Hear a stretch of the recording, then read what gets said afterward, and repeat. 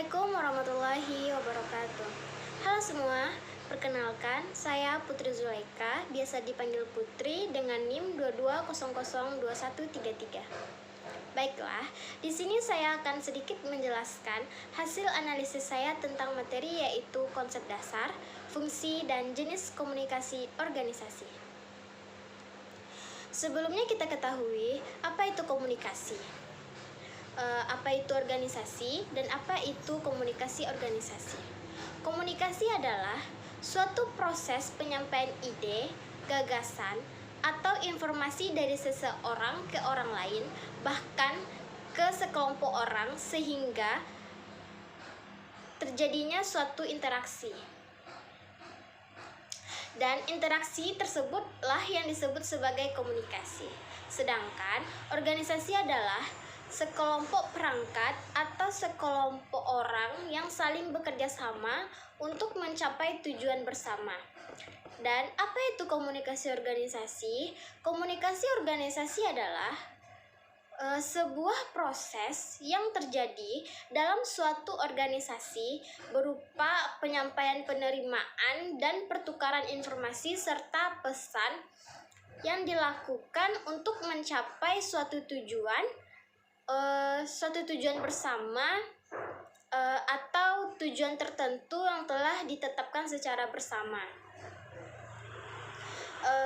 Selanjutnya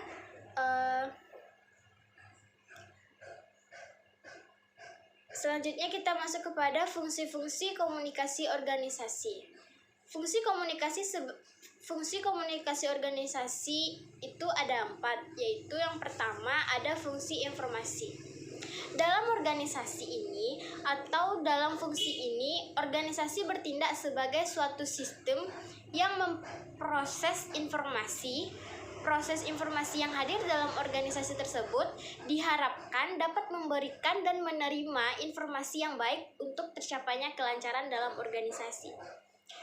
Selanjutnya yang kedua ada fungsi regulatif atau fungsi ini disebut sebagai pengendali.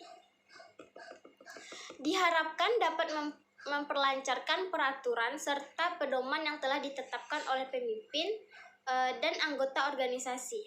Maksudnya apa?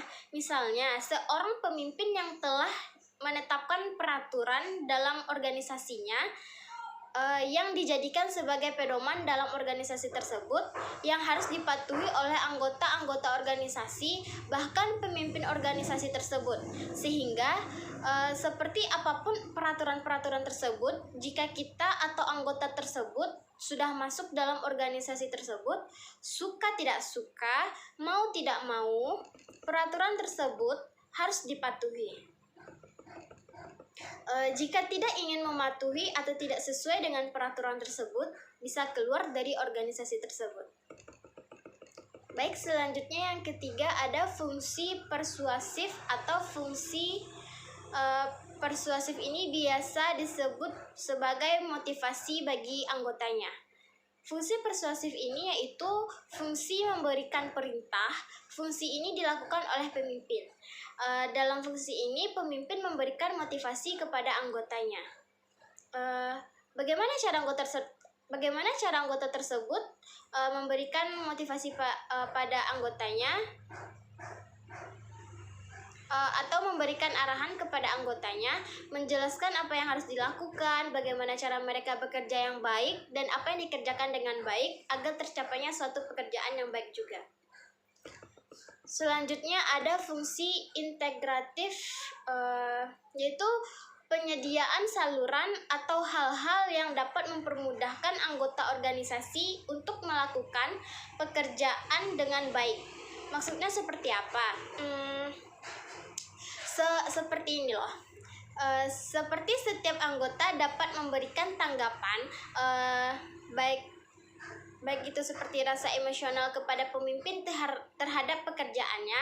Misalnya seperti pada saat jam istirahat, para anggota tersebut bisa menemui pemimpinnya untuk memberikan pendapat tentang rasa kekecewaan atau kekurangan dalam menyelesaikan pekerjaan dengan cara berunding kepada pemimpinnya. Bagaimana cara menyelesaikan pekerjaan ini dengan baik? sehingga memperlancarkan suatu pekerjaan dalam suatu organisasi. Selain fungsi, juga ada gaya-gaya komunikasi pada suatu organisasi, dan gaya ini ada 6, yaitu yang pertama ada the controlling style. The controlling style ini mengendalikan dengan ditandai dengan adanya kehendak atau maksud untuk membatasi atau mengatur perilaku dan tanggapan orang lain. Yang kedua, ada the equivalent style. Adanya landasan kesamaan dalam gaya komunikasi ini, tindakan komunikasi dilakukan secara terbuka. Artinya apa? Setiap anggota dapat memberikan tanggapan atau gagasan dalam suasana yang santai. Dengan adanya ini, mempermudahkan tindakan komunikasi organisasi untuk menyelesaikan suatu permasalahan. Dan yang ketiga ada the structuring style. Komunikasi yang berstruktur yaitu menetapkan perintah yang harus dilaksanakan secara terjadwal dan terstruktur. Dan yang keempat ada the dynamic style. Kecenderungan yang agresif. Gaya ini sering digunakan oleh para juru kampanye yang tujuannya untuk merangsang pekerja atau anggota untuk bekerja lebih cepat dan lebih baik lagi. Daya ini cukup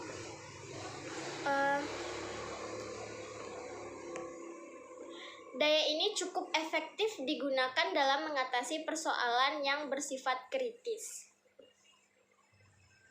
Dan yang kelima ada releasing style. Gaya ini lebih mencerminkan keadaan untuk menerima pesan, menerima pendapat ataupun gagasan orang lain daripada untuk memerintah, walaupun memiliki hak untuk memerintah.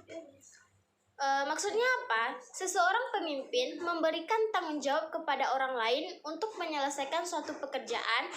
Itu tandanya ia menerima atau menghargai pendapat dari orang lain dalam menyelesaikan suatu tanggung jawab.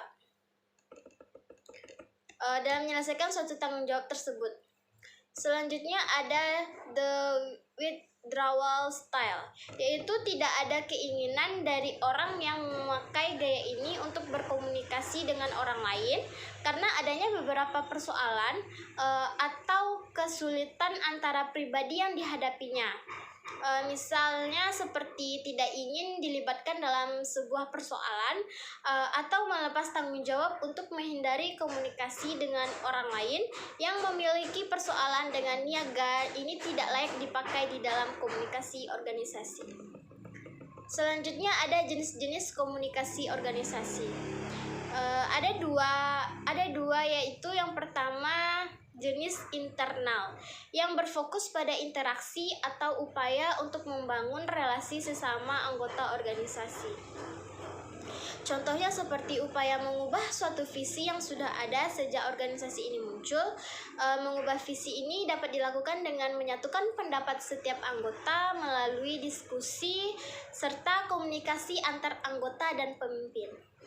Yang kedua ada jenis internal yang dibangun dari pihak luar organisasi.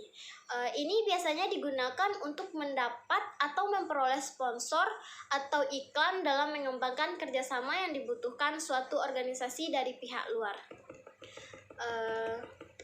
Baiklah, hanya itu sedikit materi yang dapat saya sampaikan.